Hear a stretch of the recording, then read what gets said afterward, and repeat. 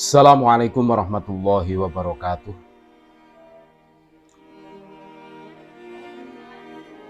Akidah ahli sunnah wal jamaah selalu menjunjung tinggi tentang keilmuan dan ketakwaan. Bahkan keilmuan dan ketakwaan dalam suatu metode yang serius.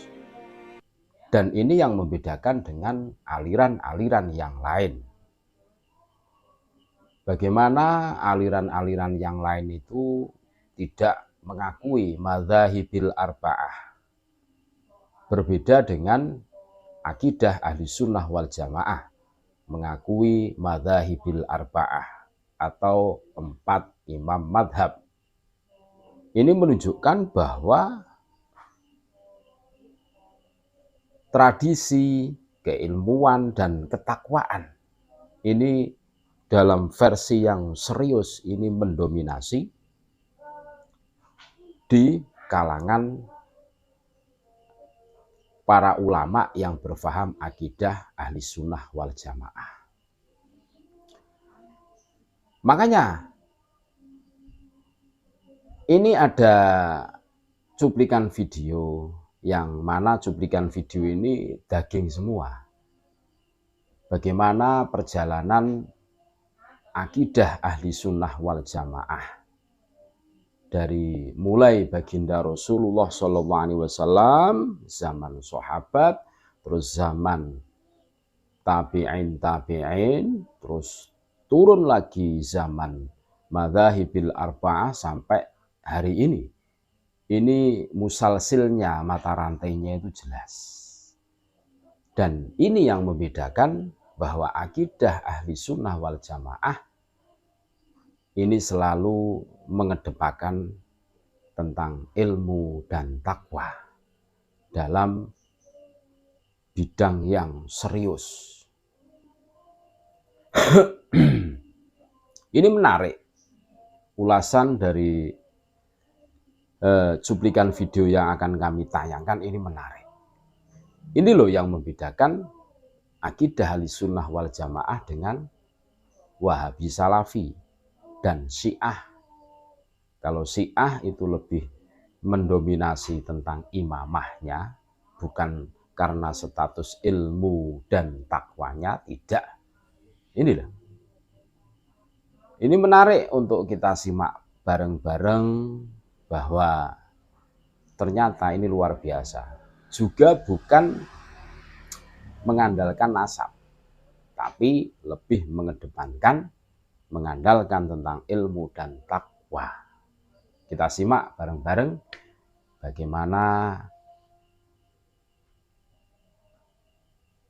dalam cuplikan video yang akan kami tampilkan.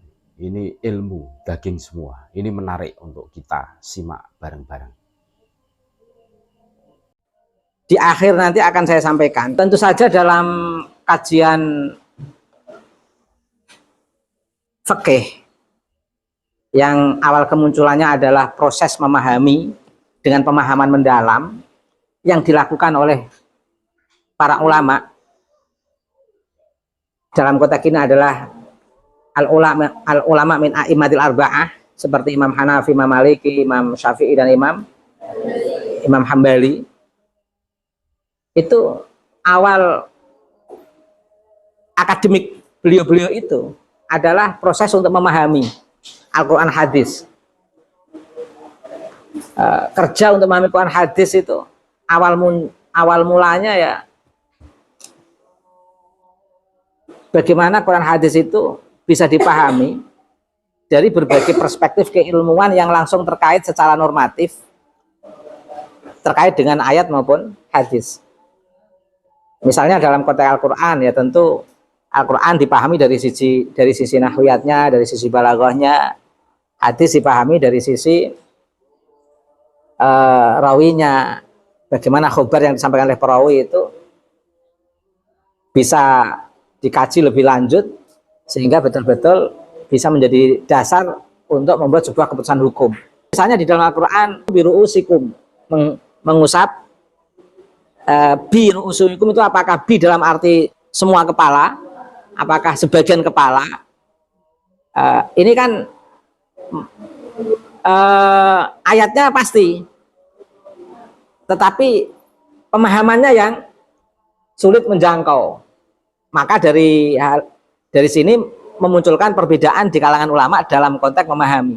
Perbedaan pada tingkat pemahaman, bukan perbedaan pada tingkat nas yang sudah qat'i itu, tapi perbedaan pada tingkat apa? Pemahaman. Itu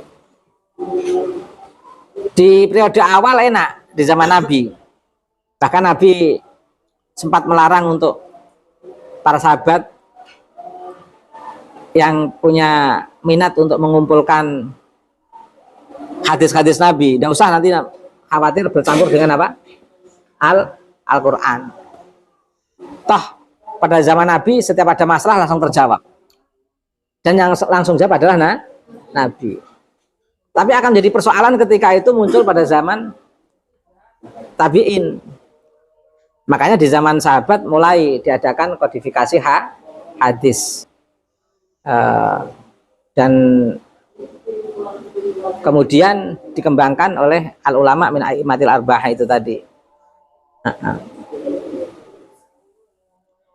Dan yang menarik, sanad kita dalam konteks keilmuan, dari kita sampai guru-guru kita sampai Nabi Mustafa Muhammad SAW, itu adalah sanad yang berupa ilmu yang dihasilkan dari diskursus, betul-betul diskursus dalam konteks keilmuan dan ketakwaan secara serius oleh para ulama-ulama kita sampai kepada tabi'in, sampai pada tabi'in, sampai pada sahabat, sampai kepada Nabi Muhammad SAW. Itu diskursus yang berhubungan dengan ilmu dan takwa. Sehingga jejak-jejak, dalam tanda kutip, jejak-jejak imamah, jejak-jejak syiah, jejak-jejak dominatif dari person-person yang mengaku cucu Nabi di era-era perkembangan ilmu pengetahuan ini tidak muncul. Yang muncul dalam diskursus ini justru malah ilmu dan takwa. Makanya muncul mazhab 4, muncul Imam Ghazali, muncul ulama kalam Abu Hasan al-Asy'ari, Abu Mansur al-Maturidi, ke semua ulama yang menjadi patokan kita menjalankan payung besar tarekah Ahlus Sunnah wal Jamaah. Ini adalah orang-orang yang memang berbicara ilmu dan takwa, bukan sosok-sosok yang berbicara dalam rangka mengunggulkan kenasapan, tapi betul-betul apa? Ilmu dan takwa. Ini berbeda dalam konteks perkembangan ilmu-ilmu keislaman di lingkungan Syiah. Kalau di lingkungan Syiah itu kan ilmu bersumber dari para imam yang diambil dari cucu Nabi. Diskursus sebagai cucu Nabi yang memegang otoritas keilmuan dalam bidang ilmu keislaman dalam tradisi Syiah itu sangat kuat. Kalau dalam tradisi Ahlus Sunnah wal Jamaah tidak. Justru diskursus Ahlus Sunnah wal Jamaah itu lebih menguatkan pada diskursus apa? Ilmu dan takwa. Makanya ulama-ulama kita itu ulama-ulama yang betul-betul tidak beda-bedakan. Tidak beda-bedakan siapapun dari klan manapun, dari kelas manapun, kalau dia memang berilmu dan bertakwa ya mulia. Bila ilmi wal amal. Dia berilmu, beramal soleh, mulia. Sehingga tokoh-tokoh besar dalam tradisi Ahlus Sunnah wal Jamaah itu adalah tokoh-tokoh yang memiliki kapasitas keilmuan yang sangat luar biasa. Bukan tokoh-tokoh yang muncul dari kultus individu, dari klan tertentu, yang justru perkembangan ilmu keislaman itu harus berada dalam persetujuan mereka. Karena studi apapun tidak boleh melewati sosok seorang imam dalam tradisi Syiah. Imam segala-galanya. Profesor setinggi apapun kalau sudah di hadapan imam maksum ya sudah ngikutin. Kalau dalam tradisi Al-Sunnah wal Jamaah kan tidak. Betul-betul tradisi yang berbasis at-tawassut wal i'tidal, wat tawazun. Betul-betul mengambil jalan tengah yang tidak terlalu tatarruf dalam ujung kanan dan tataruf dalam ujung kiri yang bersikap ekstrim, tidak ekstrim Jabariyah, tidak ekstrim Qadariyah, tidak ekstrim Syiah, tapi betul-betul berbasis rasionalitas dan keilmuan dalam tradisi-tradisi ilmu keislaman di kalangan Ahlussunnah wal Jamaah. Sehingga kalau di zaman dalam konteks keindonesiaan belum pernah ada diskursus di lingkungan awal berdirinya NU itu terkait dengan nasab. Rata-rata diskursnya tentang zaman Mbah Hasyim tentang ilmu. Generasi pasca Mbah Hasyim pasca dengan ilmu. Cuma karena akhir-akhir ini itu di sosial media banyak diskursus yang lebih mengedepankan nasab, maka ada ulama yang harus meneliti. Benar gak sih ini? Karena tradisi Ahlussunnah wal Jamaah itu tradisi yang tidak pernah berbicara tentang nasab secara publik. Karena Ahlussunnah wal Jamaah itu tradisinya adalah diskursus keilmuan secara murni. Sehingga semua orang punya wilayah kebebasan untuk berkompetisi dalam konteks pengembangan keilmuan dan ketakwaan. Sehingga tidak tersentral oleh ini nasab siapa, ini nasab siapa, ini nasab siapa. Nah, cuman karena sekarang ini seolah-olah mau ada hegemoni di beberapa sosial media yang seolah-olah dari klan tertentu itu seolah-olah memiliki kemuliaan. Satu, katakan Habib Jahil itu lebih utama daripada 70 ulama. Ini kan akhirnya masyarakat Nahdiyin yang berbasis Ahlussunnah wal Jamaah jadi meneliti. Biar apa? Biar tidak terjadi distorsi. Biar tidak terjadi penyimpangan-penyimpangan dalam pengembangan hukum Islam yang diakibatkan oleh oknum-oknum ini. Sehingga perkembangan ilmu-ilmu keislaman itu betul-betul berkembang secara bebas, luas, tanpa membeda-bedakan kelas, dan siapapun bisa mengembangkan ilmu dan takwa. Nah, termasuk sekarang ini isu yang digulirkan oleh para ulama kita di lingkungan Nahdlatul Ulama atau ulama-ulama dalam organisasi yang lain, yang dimunculkan adalah peradaban dan kebudayaan. Makanya di NU juga memunculkan fikih peradaban. Nah, konsekuensi fikih peradaban ini itu mau tidak mau harus melibatkan lintas disiplin ilmu. Sehingga kalau mau membuat sebuah keabsahan hukum itu melibatkan lintas disiplin ilmu yang memiliki keterkaitan dengan hukum yang akan diputuskan. Mau memutuskan tentang perbankan, mau membuat hukum Islam tentang apa?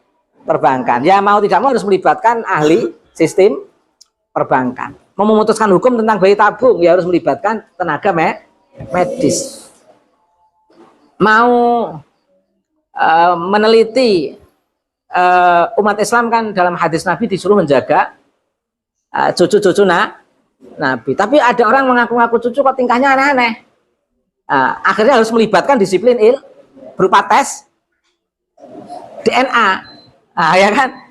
Tes DNA. Jangankan cucu Nabi, kuras saja tidak misalnya. Ini kan jadi persoalan. Dari Idrus Wali Songo, begitu tes DNA malah ketok asli nih. Darahnya malah darah Nabi masuk. Lah sing ngaku-ngaku cucu Nabi dites malah tidak masuk itu. Kuras saja tidak. Gimana mengaku cucu Nabi? Padahal identifikasi tes DNA dari Nabi, dari moyang-moyang tertentu itu sudah teridentifikasi semua. Apalagi yang mengaku jadi cucu laki-laki, gampang sekali. Ternyata tes DNA nggak ketemu. Duh, jadi nggak enak ini, tes DNA nggak ketemu, ngaku cucu Nabi. Tes literatur juga nggak nyambung itu. Dari abad 3, 4, 5, 6, 7, 8, 1 abad 100 tahun. Kalau 8 abad berarti 800 tahun. Nggak ada kisahnya, nggak ada kisah leluhur itu.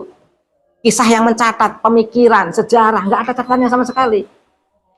Nakobah-nakobah yang mencatat, yang memiliki manuskrip cucu Nabi seluruh dunia, nggak ada catatan klan itu. Justru Wali Songo malah ada di Nakobah Turki, ada di Mesir, ada di Maroko, ada.